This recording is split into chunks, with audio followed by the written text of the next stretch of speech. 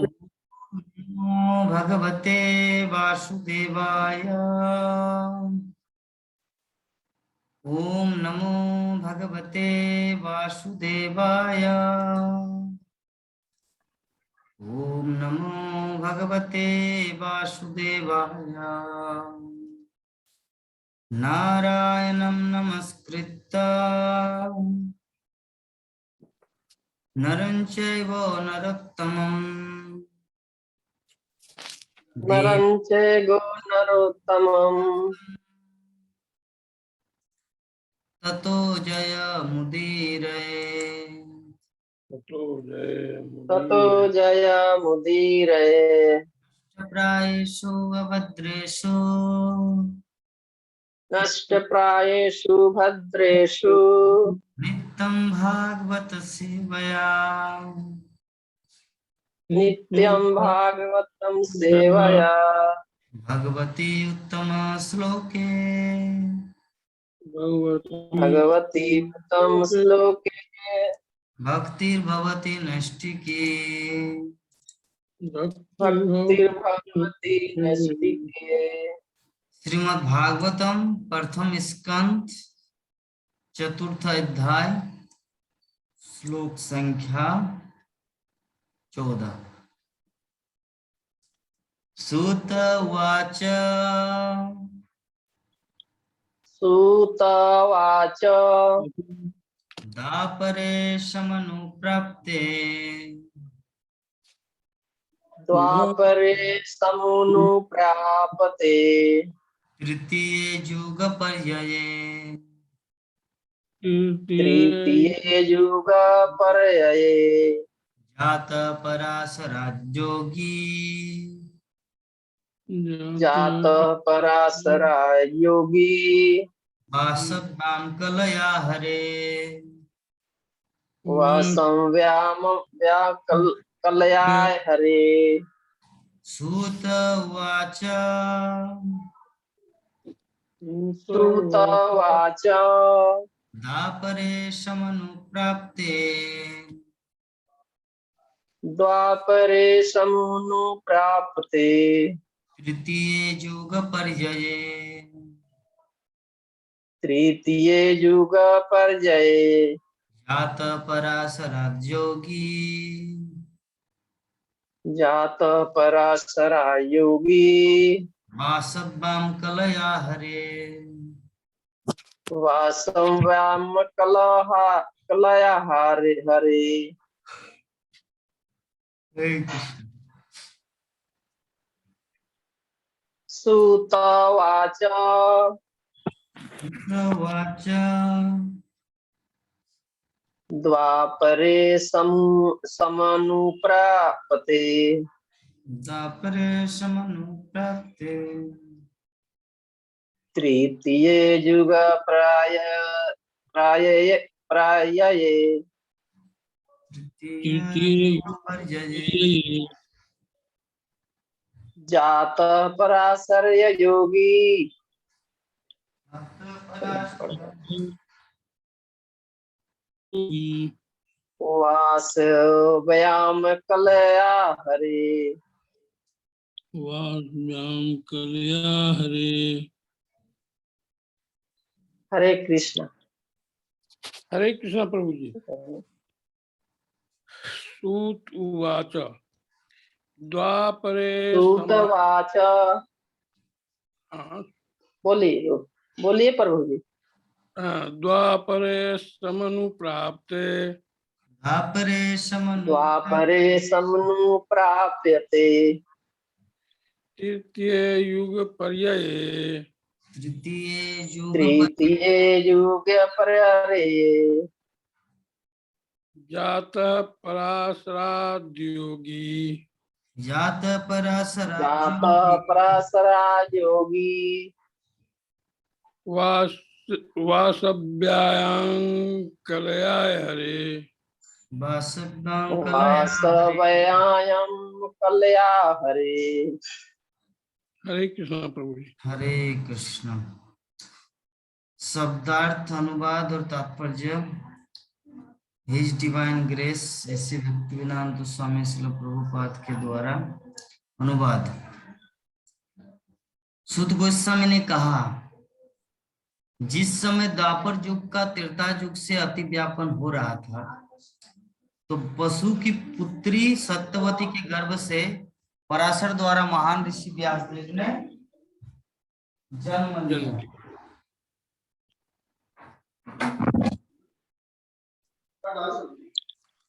तात्पर्य, सत्य, द्वापर, त्रेता तथा कली चारों युगों अर्थात का एक कालक्रम होता है, लेकिन कभी कभी इनमें अति व्यापन हो जाता है। वैवस्वत मनु के राज्य काल में चतुर्युगों के 28वें चक्र का अति व्यापन हुआ था और तृतीय युग द्वितीय युग के पहले ही पड़ गया था। ऐसे युग में भगवान श्री कृष्ण भी अवतरित होते हैं और इसीलिए कुछ विशेष परिवर्तन हुआ था। महर्षि की माता सत्यवती वसु मछुआरे की पुत्री थी और उनके पिता महामुनि पराशर थे। व्यासदेव के जन्म का यही इतिहास है। प्रत्येक युग 3 कालों में विभाजित होता है और हर काल संध्या कहलाता है। प्रथम संध्या, तृतीय संध्या, द्वितीय संध्या। तो व्यासदेव उस युग की तृतीय संध्या में प्रकट हुए। तो हम लोग जो चर्चा कर रहे हैं श्रीमद् भागवतम के प्रथम स्कंद के चतुर्थ अध्याय को लेकर, ये चतुर्थ अध्याय में वर्णित है नारद मुनि का प्राकट्य।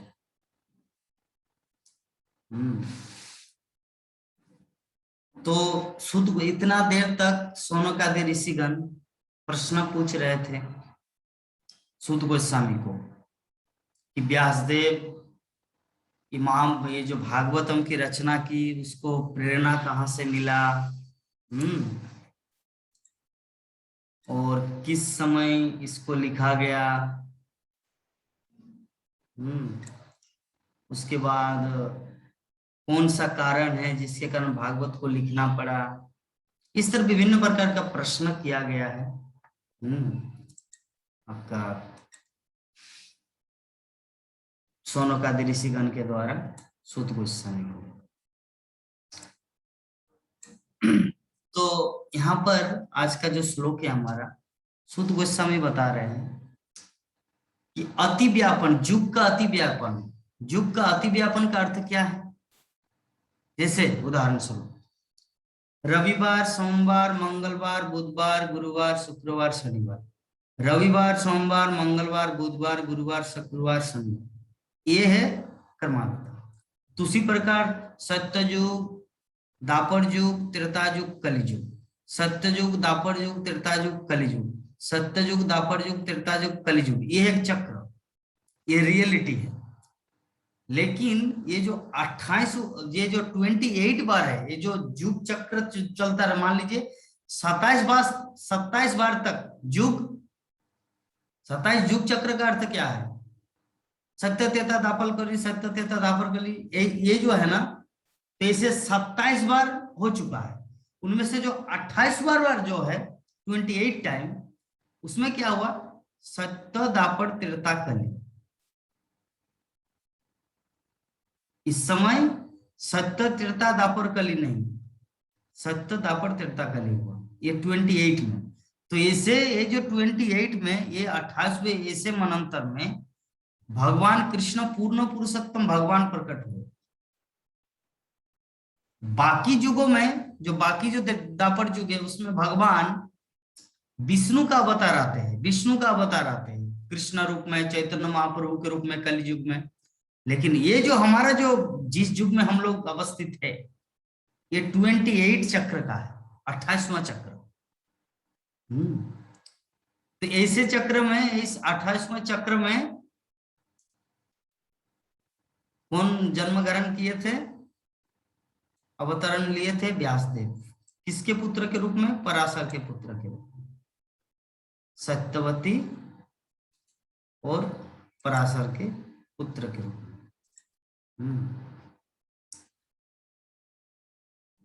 तो श्रील प्रभुपाद तात्पर्य में लिख रहे हैं कि ये जो हमारा चक्र है कि सत्य, त्रेता, द्वापर, कली, 4 युगों का कालक्रम होता है। हाँ, कालक्रम मतलब समझ गया ना हमारे प्राण मोहन सिंह प्रभु जी, नंद किशोरी माता जी। कालक्रम का अर्थ होता है जैसे एक वीक होता है, वीक, सोमवार, मंगलवार, रविवार, सोमवार, मंगलवार, बुधवार, गुरुवार, शुक्रवार, शनिवार, एक सप्ताह। उसी प्रकार कालक्रम 4 युग का एक कालक्रम होता है। सत्य, त्रेता, द्वापर, कली, सत्य, द्वापर, त्रेता, कली। एक्चुअली सत्य, द्वापर, त्रेता, कली। द्वापर मीन्स द्वितीय, त्रेता मीन्स तृतीय, ठीक है ना। तो पहले सत्य मीन्स फर्स्ट, द्वापर मीन्स सेकेंड, ठीक है। द्वापर मीन्स सेकेंड। तो इस प्रकार ये जो कालक्रम है, लेकिन कभी कभी इसका अतिव्यापन हो जाता है। कभी कभी कभी सोमवार, जैसे उदाहरण स्वरूप दिया जाए कि मंगलवार के आगे सोमवार होना चाहिए या सोमवार के बाद मंगलवार होना चाहिए, लेकिन मंगलवार क्या होता है, सोमवार की जगह मंगलवार हो जाना। एक उदाहरण के माध्यम से हम लोग समझ रहे हैं।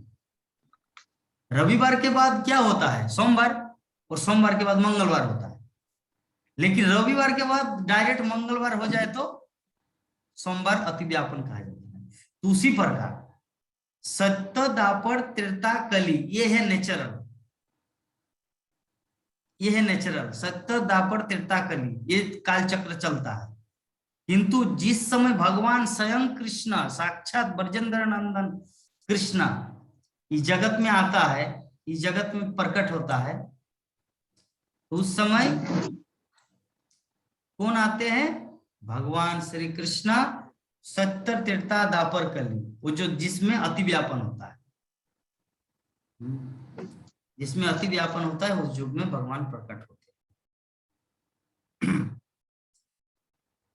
तो भविष्यत व्यवस्थित मनु के राज्य काल में चतुर्युगों के 28वें चक्र का अतिव्यापन हुआ था, और तृतीय युग द्वितीय युग से पहले ही पड़ गया था। तो ऐसे युग में भगवान श्री कृष्ण भी अवतरित होते हैं, और इसीलिए कुछ विशेष परिवर्तन हुआ था, है ना। हम लोग जानते हैं युग में रविवार के बाद सोमवार आएगा, लेकिन अगर कभी मंगलवार आ जाए मतलब बहुत कुछ गड़बड़ होने वाला है। गड़बड़ कैसे, क्योंकि रविवार को छुट्टी होता है, चाहे ऑफिस हो, कार्यालय हो, स्कूल हो, जो भी हो, तो उसके बाद सोमवार के दिन से हमारा ड्यूटी शुरू होगा। तो सोमवार ना आके डायरेक्ट मंगलवार आए तो गड़बड़ होगा ना। तो वही गड़बड़ यहाँ पर हुआ, मतलब एक बार ऐसे होता है। ये जो 27 बार चक्र चलता है, एक चक्र में 4 युग होता है, विवाह माता जी नोट करके रखना, एक चक्र में 4 युग होता है, सत्य, द्वापर, त्रेता, कली, एक।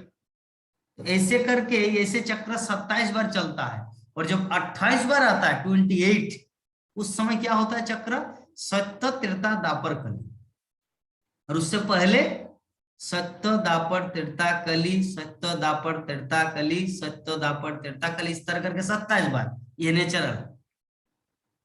लेकिन 28वें बार में सत्य, त्रेता, द्वापर, कली, मतलब जब ऐसा होता है, मतलब उस समय भगवान श्री कृष्ण गोलोक वृंदावन बिहारी प्रकट होंगे, और बाकी समय में भगवान प्रकट होते हैं विष्णु, विष्णु का अंग से लेकर प्रकट होते हैं। जैसे चैतन्य महाप्रभु भी जो आते हैं कलि युग में, वो कृष्ण नहीं, वो विष्णु का रूप लेकर, मतलब विष्णु अवतरित होते चैतन्य महाप्रभु के बाकी युगों में। लेकिन इस कलि युग में जहां पर हम लोग बसवास कर रहे हैं, 500 वर्ष पूर्व जो आए थे, ये साक्षात ब्रजेंद्र नंदन कृष्ण है। ये कोई विष्णु का अवतार नहीं, बल्कि कृष्ण का अवतार है, मूल कृष्ण।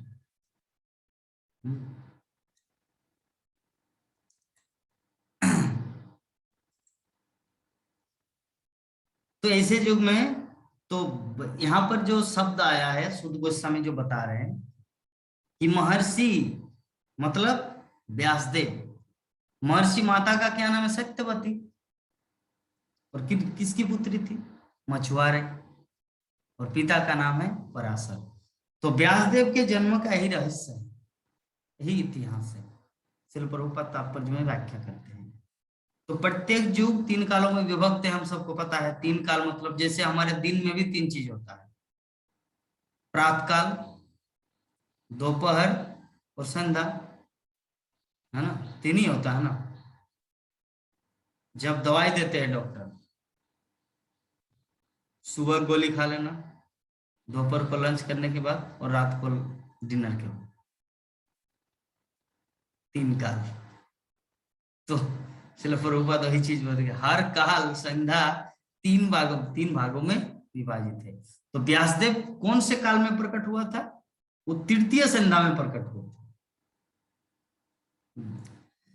तो आगे 15 नंबर श्लोक में बता रहे हैं सूत गोस्वामी,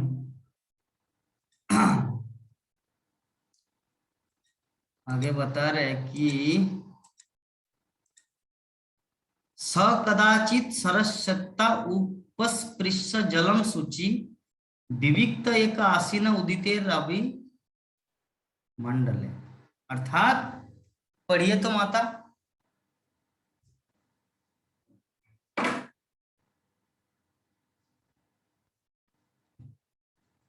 गीता माता जी पढ़िए। हरे कृष्णा। दंडवत प्रणाम सभी वैष्णवों को। देर होने के लिए। एक बार सूर्योदय के समय उन्होंने मतलब श्री व्यासदेव जी ने सरस्वती के जल से प्रातःकालीन आचमन किया और मन एकाग्र करने हेतु वे एकांत में बैठ गए। हरे कृष्ण। तात्पर्य, सरस्वती नदी हिमालय पर्वत के बद्रिकाश्रम क्षेत्र में बहती है। अतएव यहाँ पर जिस स्थान को इंगित किया गया है वह बद्रिकाश्रम में शम्याप्रास है, जहाँ श्री व्यासदेव रह रहे हैं। हरे कृष्ण। तो व्यासदेव अभी भी वहां पर रहते हैं। कहाँ पर रहते हैं?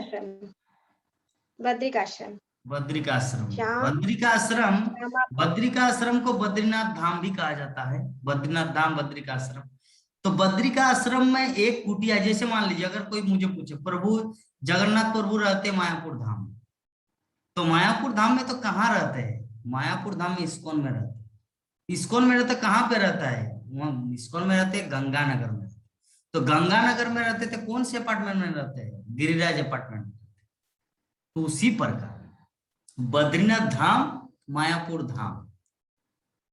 तो व्यासदेव यद्यपि रहते थे बद्रिकाश्रम में, अर्थात बद्रीनाथ धाम में। तो अगर कोई पूछे कि कौन से स्थान में रहते थे, सम्मप्रास, गिरिराज अपार्टमेंट, जैसे जगन्नाथ प्रभु गिरिराज अपार्टमेंट। जस्ट एग्जाम्पल, कोई कंपेयर की बात नहीं हो रहा है, जस्ट भक्तों को समझाने के लिए सब उदाहरण पेश किया जा रहा है ताकि उस स्मरण में रहे। नहीं तो कोई अगर कभी यूट्यूब में कोई सुनेगा या वीडियो को तो सोचेगा क्या प्रभु जी आप क्लास में क्या अपना महिमा कीर्तन करते हैं? नहीं, ऐसा कुछ नहीं है। अपना महिमा का कोई उल्लेख का यहाँ पे स्थान नहीं है। भक्तों को समझाने के लिए अपना उदाहरण देना पड़ता है। ठीक है, दूसरे का उदाहरण। बोकारो में, अच्छा विभा माता जी कहाँ रहते हैं? बोकारो में। तो बोकारो में कहाँ रहते हैं? सेल में रहते हैं। सेल में कहाँ पर? वो क्वार्टर में। वो क्वार्टर कितना नंबर? सेक्टर 1 या 4 में, 9 में।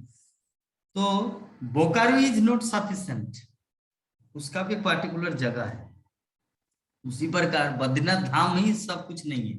बद्री का आश्रम में व्यासदेव रहते थे, तो कौन से कुटिया में रहते थे? हाँ, वो है सम्माप्रास, जहां पे व्यासदेव रहते थे। तो आगे बताया जा रहा है कि परावर्ग सरिषि काले ना व्यक्त रंधसा जुग धर्म व्यतिक्रम प्राप्तम भूवि जुगे जुगे। एक्चुअली ये जो अभी जितना हमारा अध्याय चालू होगा, पहले जो प्रथम अध्याय और द्वितीय अध्याय था, मुनियों को जिज्ञासा, उसके बाद सूत गोस्वामी का उत्तर, वो एक एक श्लोक को लेकर 2 दिन तक चर्चा हो सकता है। लेकिन ये जो है ना, ये जैसे उदाहरण स्वरूप क्या बताए, एक बार की बात है, हम मायापुर गए थे घूमने के लिए। तो मायापुर में गया, इस्कॉन में गदा भवन में रुके थे।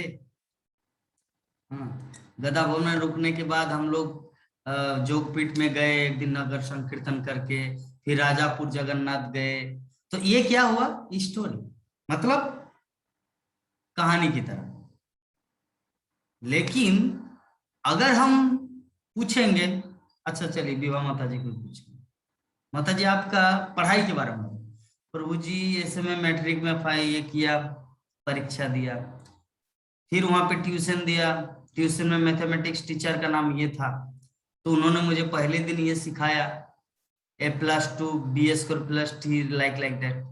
हाँ, उसके बाद इंग्लिश टीचर में इंग्लिश पढ़ा। चलिए गीता माता जी का उदाहरण लेते हैं।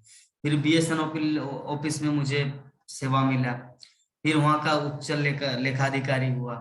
हाँ, उसके बाद फिर रिटायरमेंट किए। तो इसमें स्टोरी भी है और उनकी जीवनी का, और कुछ उसमें गुण तत्व कि मैं परीक्षा में गया तो क्या लिखा, जब मेरा इंटरव्यू हुआ तो क्या बोला, उससे पहले मैं क्या क्या ये किए थे। तो ये एक चीज को समझाने के लिए बहुत देर लगता है, लेकिन नॉर्मली अगर बताया जाए, अच्छा गीता माता जी बताया तो तिरुपति बालाजी में आप कैसे घूमे।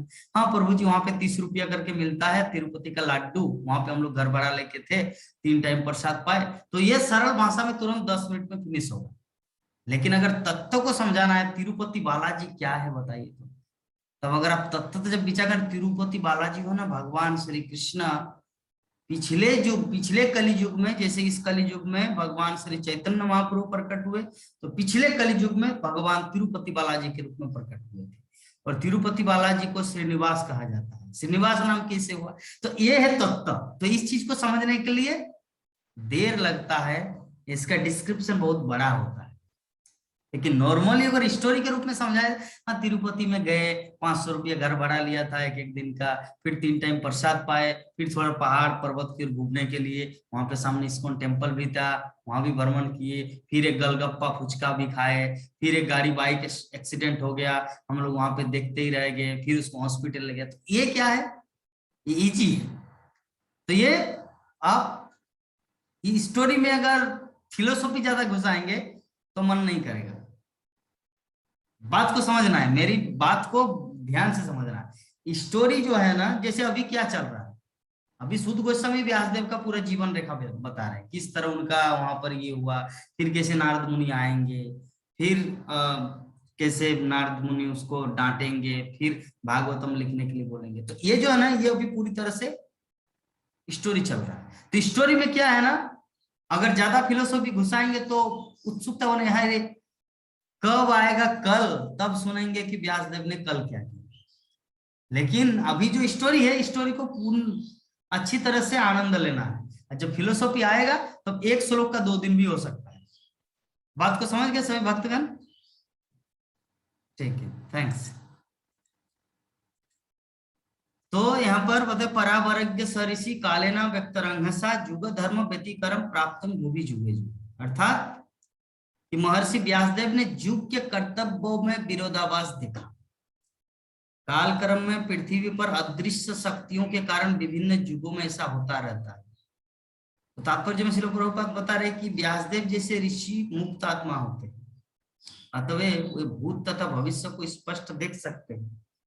अतः वे कलियुग में आने वालों की विसंगतियों को देख सके, और तदनुसार उन्होंने जन सामान्य के लिए ऐसा प्रबंध किया, जिससे इस अंधकार में युग में प्रगतिशील जीवन का अनुगमन कर सके।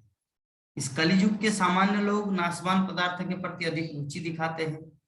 अज्ञानता के कारण वे जीवन निधि का मूल्य नहीं समझ पाते और आध्यात्मिक ज्ञान से आलोकित नहीं हो सकते। तो यहाँ पर सुध गोस्वामी वर्णन करते हैं कि व्यासदेव जो सम्मप्रास नामक जो अपनी कुटिया में बैठे थे, तो वहां पर बैठ के वो चिंता कर रहे हैं कि युग, ये जो कली युग आने वाला है, जिसमें कुछ विरोधाभास देखा है। विरोधाभास का अर्थ क्या है? विरोधाभास का एक एग्जाम्पल जैसे किसी का व्यक्तिगत जीवन से दे देते हैं। चलिए मेरा अपना लाइफ, मैं लक्ष्मी को बोला मेरा मोबाइल को चार्ज देना, ठीक है, मोबाइल को चार्ज देना, और पिन को थोड़ा हिलाना, नहीं तो चार्ज नहीं होगा। बोले कि ठीक। तो ये तो सेकंड वाला। पहला इंस्ट्रक्शन क्या था कि मुझे उसको कभी नहीं बोला कि मेरे मोबाइल को चार्ज में देके पिन के हिलाना चाहिए, क्योंकि सिर्फ चार्ज में देंगे तो चार्ज नहीं होगा, थोड़ा सा हिलाना पड़ता है। हिला के रख देंगे तो 64, 65, 66, 100% चार्ज होगा। तो एक दिन क्या बोला तो उनका काम क्या है, वो मोबाइल को एकदम ठीक जगह पे रहेगा, मैं इसे पढ़ाई टेबल के ऊपर लगा देता हूँ स्विच रहेगा, लेकिन वो क्या करते हैं उसको साइड में एकदम जतन करके रखते हैं। तो एक दिन क्या हुआ, मैं 2 घंटा के लिए चला गया मंदिर, मैं सोचा कि अभी तो चार्ज नहीं मोबाइल, तो चलो मंदिर से आते थे मेरा फुल चार्ज हो जाएगा, ठीक है। तो मैं स्विच लगा के चला गया, लेकिन उसका एक अभ्यास है क्या कि वो यहाँ वहां मोबाइल को पढ़ाने टेबल में एकदम सजा के स्केल की तरह रखेंगे।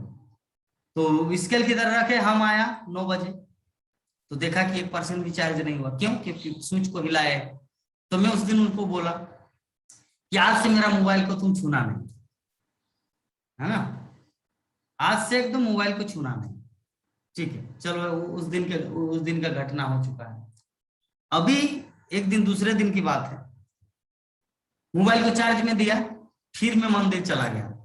ये 1 महीने का अंदर दो घटना, 2 बार झगड़ा हुआ मोबाइल को लेकर। तो दूसरे दिन में मोबाइल चार्ज लगा के चला गया, तो मैं इस भावना से चला गया क्योंकि मुझे पता है ये मैं अगर मतलब टेढ़ा मेढ़ा रखूं तो वो स्केल की तरह वो सीधा करेगा, मुझे पता है। तो मैं मोबाइल को चार्ज में घुसा दिया और चला गया मंदिर। 9:30 बजे आए, देखा कि 1% भी चार्ज नहीं। तो मैं उनको पूछा कि चार्ज क्यों नहीं हुआ? तुम यहाँ पर बैठे बैठे भागवतम पढ़ रही हो, हाँ, और यहाँ पे सामने मोबाइल रखा हुआ है, तो चार्ज क्यों नहीं? बोले कि आपने मुझे मना किए है कि आपका मोबाइल को हाथ नहीं देना। तो मैं बोला कि मोबाइल में हाथ नहीं देना रे मूर्ख, लेकिन आपको सोचना चाहिए कि मेरा पतिदेव मोबाइल छोड़ के गया है मेरे भरोसे में कि अभी मोबाइल में चार्ज नहीं है, तो मंदिर से आते आते कुछ % चार्ज हो जाएगा, तो आपको थोड़ा टेक केयर करना। नहीं, आप तो मुझे बोले नहीं, क्योंकि मतलब आप तो मुझे पहले ही मना किए हैं कि मेरे मोबाइल में हाथ नहीं लगाना है, तो मैं कैसे छू? तो विरोधाभास, पहले दिन डांटा कि मेरे मोबाइल को हाथ नहीं लगाना, और दूसरा दिन बोला कि आपने मेरे मोबाइल को क्यों नहीं देखा। तो अभी कंफ्यूजन में पड़ गए। तो विरोधाभास इसे कहा जाता है ना, कि तुम क्यों सब्जी में नमक नहीं दिए और दूसरे में कितना नमक क्यों डाल दिए। तो ये सब मतलब विरोधाभास का अर्थ ऐसा होता है कि और क्या एग्जाम्पल देंगे। विरोधाभास का वो जो सबसे बड़ा एग्जाम्पल है कि शास्त्रों में बताया गया है कि अगर हम लोग मल को छूते हैं तो अस्पृश्य हो जाते हैं, जिसके लिए स्नान करना पड़ता है, ठीक है। और हम लोग गाय का जो गोबर है, गोबर को यूज करते हैं, जबकि वो भी एक मल है। ये तो बहुत डिफिकल्ट बात है। विरोधाभास, शास्त्रों में कहा गया कि मल को छूने से अपवित्र होते हैं, और ये गाय का गोबर ये भी तो मल है, इसको छूने से पवित्र होते हैं। What this? तो इसे कहा जाता है विरोधाभास। तो ये सब महर्षि व्यासदेव ने महर्षि व्यासदेव ये जो युग के कर्तव्यों में विरोधाभास देखिए। कालक्रम में पृथ्वी पर अदृश्य शक्तियों के कारण विभिन्न युगों में ऐसा रहता है। तो विरोधाभास का अर्थ हम लोग समझ गए। विरोधाभास अगर कोई एग्जैक्टली मीनिंग पूछे कि विरोधाभास का अर्थ क्या है, तो आप बता पाएंगे ना? कोई भी भक्तगण उपस्थित, चाहे प्राण मोहन प्रभु हो, विभा माता जी हो, गीता माता जी हो, नंद किशोरी माता जी हो, राकेश प्रभु हो, विरोधाभास मतलब समझ गए। गाय का गोबर याद रहेगा, अगर वो याद नहीं रहेगा तो मेरा मोबाइल चार्ज को लेकर वो तो याद रहेगा, ठीक है। क्या आप एक बार बोलते हैं कि मेरा मोबाइल में हाथ नहीं देना, तो विरोधाभास। तो व्यासदेव ने ये तत्व को देखा। तो श्रील प्रभुपाद व्याख्या करते हैं कि व्यासदेव जो है ना मुक्त आत्मा, व्यासदेव जैसे ऋषि मुक्त आत्मा होते हैं। जो मुक्त आत्मा होता है वो भूत वर्तमान भविष्य को स्पष्ट रूप से देख सकते हैं। जैसे साधारण रूप से माता पिता जानते हैं कि बच्चा अगर स्कूल नहीं जाएंगे तो भविष्य में उसको कप प्लेट धोना पड़ेगा किसी होटल में, या लेबरगिरी करना पड़ेगा, या ईंट भाटा में जाके काम करना पड़ेगा अगर पढ़ाई लिखाई नहीं करे तो। माता पिता को ये चीज पता रहता है।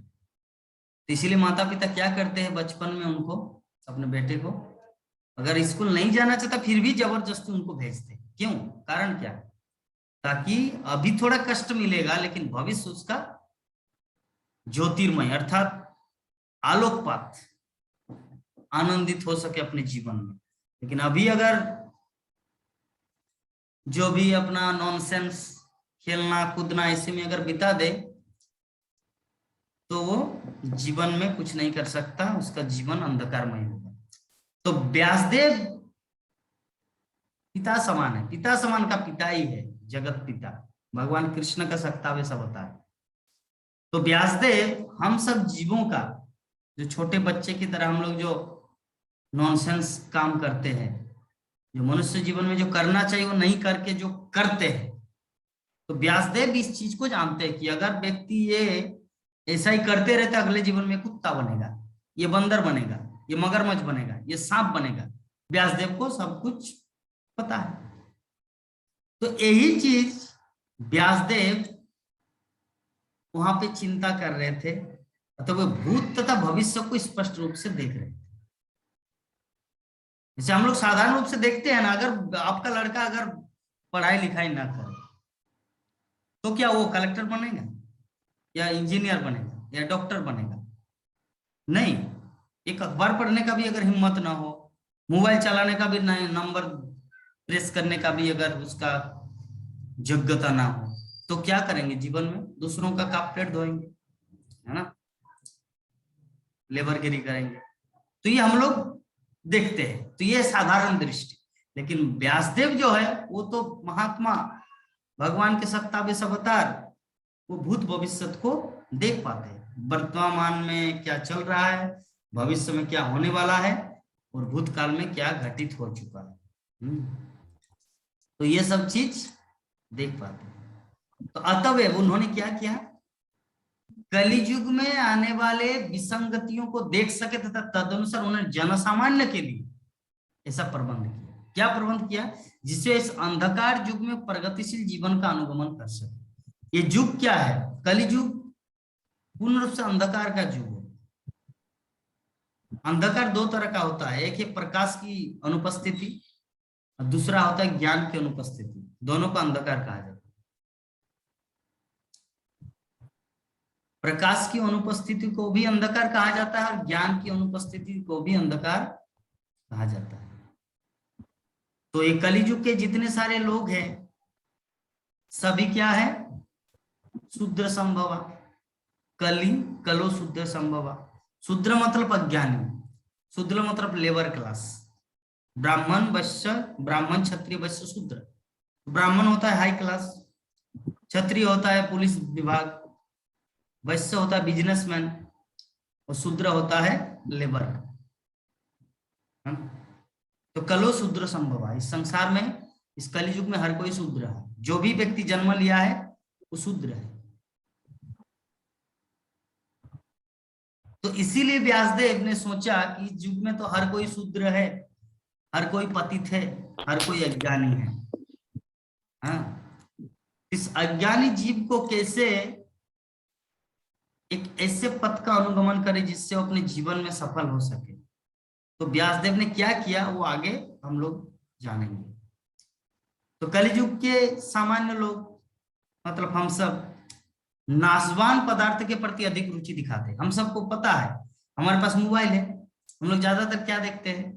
फेसबुक में, मोबाइल में, यूट्यूब में मेटीरियल चीज। ये मूवी आया है, ये पहले राजकुमार का ये मूवी था, फिर अमिताभ बच्चन का ये मूवी था। यद्यपि वो सब हम लोग पहले टीवी में देखे थे, लेकिन मोबाइल में वही सब जो नोटिफिकेशन आता है, जो विभिन्न प्रकार का सब्सक्रिप्शन चैनल हमारा है, उसी वही चीज आता है और उसी को देखने को मन करता है। क्यों? क्योंकि कलियुग के सामान्य लोग हैं हम सब, इसीलिए नाशवान पदार्थ के प्रति अधिक रुचि दिखाते हैं। तो अज्ञानता के कारण वो जीवन निधि का मूल्य नहीं समझ सका। हम सब अज्ञानता के कारण हमारा जो जीवन का जो मूल्य निधि, कि क्या जीवन में लाना चाहिए, कि आध्यात्मिक विकास को, आध्यात्मिक ज्ञान को आलोकित करना ही हमारे जीवन का जो लक्ष्य है, इस चीज को हम लोग नहीं समझ पाते। हम लोग नहीं समझ पाते अज्ञानता के कारण। इस अज्ञानता को दूर करने के लिए व्यासदेव सम्प्रस नामक स्थान अर्थात बद्री का आश्रम में, बद्रीनाथ धाम में अपने कुटिया में बैठे बैठे चिंता करें। इसके बाद क्या क्या होने वाला है, क्या क्या कि यहाँ पे श्रील प्रभुपाद तात्पर्य में लिख रहे हैं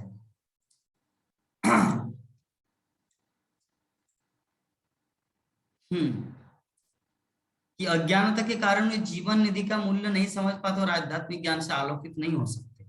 तो व्यासदेव इस चीज को देख पा रहे थे, तो इसको आलोकित कैसे किया जाए, आध्यात्मिक ज्ञान से उसको कैसे आलोकित किया जाए जन सामान्य को। लोगों के पास तो जीवन जो निधि हम सबको जो मनुष्य जीवन मिला है, इसका क्या फायदा है, क्या करना चाहिए, इसका मूल्य क्या है, वो तो हम लोग समझ नहीं पाते। उसको समझाने के लिए व्यासदेव ये चीज का थिंकिंग कर रहे हैं। जैसे उदाहरण स्वरूप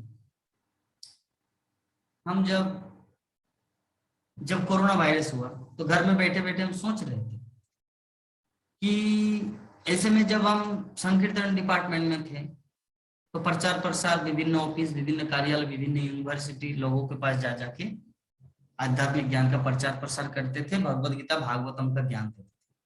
तो वही भगवत गीता और भागवतम का ज्ञान में कैसे फैलाऊं जगत में, कौन सुनेगा वो अलग मैटर है, लेकिन मैं सुनाने का प्रयास करूंगा, ये है प्राइमरी फैक्ट। तो मैंने बात किया कुछ भक्तों से, तो एक दिन की बात है, आशीष प्रभु जी खुद मुझे फोन किए, बोले कि प्रभु जी एक ग्रुप है जिसमें आज मेरा बारी है क्लास देने का, आज मेरा बारी है जूम में क्लास देने का, तो मैं चाहता हूं कि आप उसको थोड़ा सा हैंडल कर दीजिए, आप थोड़ा वो क्लास दीजिए। तो मैं उस दिन फ्री था, मैं बोला कि ठीक है, किस टॉपिक में बोलना है, बोले कि आपकी जो इच्छा। तो मैं श्रीमद् भागवतम के सप्तम स्कंद का एक श्लोक के ऊपर क्लास दिया। तो क्लास देने के बाद जितने सारे भक्तगण सभी फीडबैक देने लगा, प्रभु जी आपका क्लास, ऐसे में तो हमारा 45 मिनट का क्लास होता है, लेकिन आपका क्लास 1.5 घंटा पार हो रहा है, लेकिन फिर भी आपका वाणी, आपका जो अनुभव बहुत ही गहरा है, बहुत ही डीप है। तो ऐसे अनुभव का प्रचार प्रसार होना चाहिए। तो उन लोगों से जो फीडबैक मिला, जो इंस्पिरेशन मिला, तो मेरे मन में दिमाग बैठ गया, क्यों ना मेरे पास जितना अनुभव है, जितना आज तक मैं स्टडी किया हूं या जो स्टडी एवरीडे कर रहा हूं, ये चीज को शेयर किया जाए, है ना। जो भक्ति जीवन में आ चुके हैं उनको ये अनुभव प्राप्त हो, वो अपने जीवन में भक्ति जीवन में प्रगति करे। तो ऐसी भावना लेकर हम अंशुमान प्रभु जी से और बाकी जितने सारे कुछ कुछ भक्तों से कंसल्टेशन किए और बोले कि एक टाइम फिक्स किया जाए कि जूम का क्लास हो। श्रीमद् भागवतम को पहले से हम 18,000 श्लोक का डिस्कस करेंगे, तो आप लोग सुनने के लिए तैयार है? तो बोले कि हाँ प्रभु जी, हम लोग भी चाहते थे कि श्रीमद् भागवतम जो हमारे पास जो बुक है, बुक तो है लेकिन समझाने वाला चाहिए, क्योंकि जब तक अनुभव ना हो, ज्ञान और विज्ञान, ज्ञान मतलब हाइड्रोजन टू ऑक्सीजन से पानी बनता है, लेकिन विज्ञान का अर्थ हो तो उसको पानी बना के दिखाना, दैट इज कॉल्ड विज्ञान। तो भागवतम तो हमारे पास है लेकिन उसको समझाने वाला चाहिए। तो इसीलिए आप एक काम कीजिए, इस सीरीज को शुरू कर दीजिए।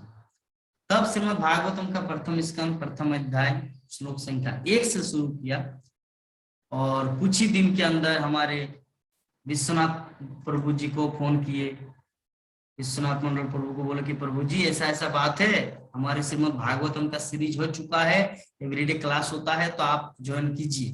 बोले कि हाँ प्रभु। ऐसे में तो मनोहर प्रभु कुछ कुछ भेजते थे, वो कभी कभी ज्वाइन होते थे, लेकिन आपका जब ये नियमित है, और भक्ति जीवन तो नियमित होना चाहिए, तब से हमारे विश्वनाथ प्रभु ज्वाइन किए।